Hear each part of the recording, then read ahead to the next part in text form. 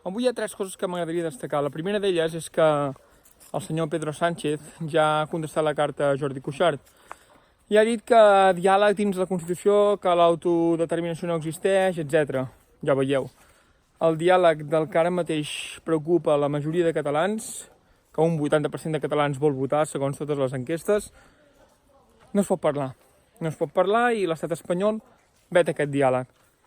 Sempre els quedarà la seva justícia i els seus poders per imposar i per aplicar sentències i per aplicar presons preventives, encara que els drets humans diguin el contrari, encara que ho demanin grups d'experts de l'ONU.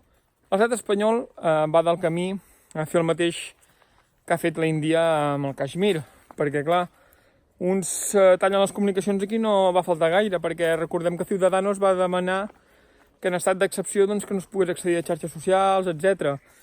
I això és el que volien aplicar a Catalunya. És la pura realitat.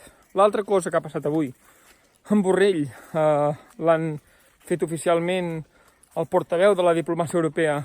Bé, veurem com acaba, perquè si no li agrada les entrevistes que li facin als Estats Units o qualsevol altre lloc en relació amb Europa, que no acabi amb un stop this record i acabi provocant un conflicte molt més important del que podria arribar a fer.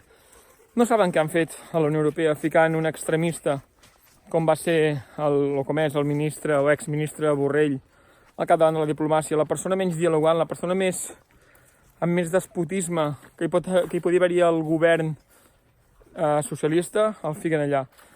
I la tercera, el senyor Tardà, doncs, criticant l'ANC, que l'ANC doncs, s'ha convertit en un contrapoder als partits.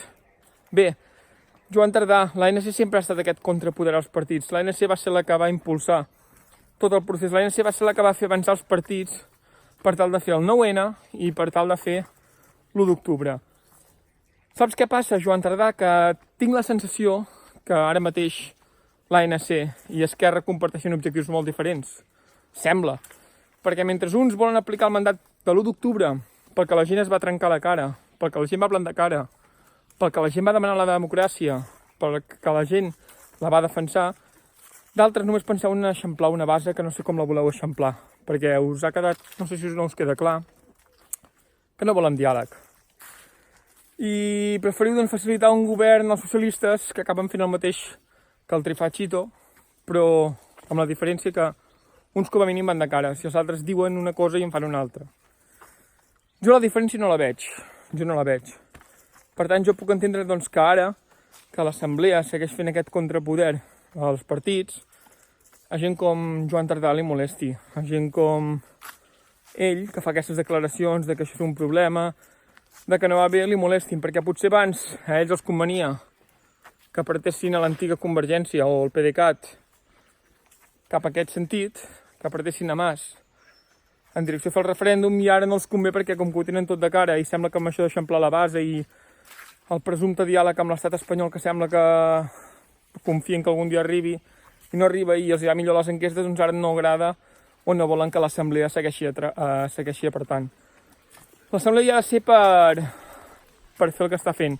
I potser els partits polítics el que els molesta és no poder controlar l'Assemblea des de dintre, encara que puguin col·locar els seus candidats o gent que vulgui formar part del secretariat nacional de l'Assemblea. Però bé, tots són càbales, no, potser? O potser és més en realitat del que ens pensàvem. Ja veieu, tres coses que fan perdre tota esperança amb la política, tant amb la política espanyola, amb un presumpte diàleg, com amb la política europea, posant una persona incendiària davant de la diplomàcia, com en la política catalana, amb polítics que es dediquen a atacar les entitats, a una de les entitats que ha fet possible que tot això tirés endavant, una de les entitats que és la responsable de les majors manifestacions d'Europa i de que això hagués tirat endavant. No anem bé. La política, en un dia, 3 en 1, des de diferents bandes que ens han decebut. Per això ho canviarem nosaltres. Visca la República de Catalunya i Aran.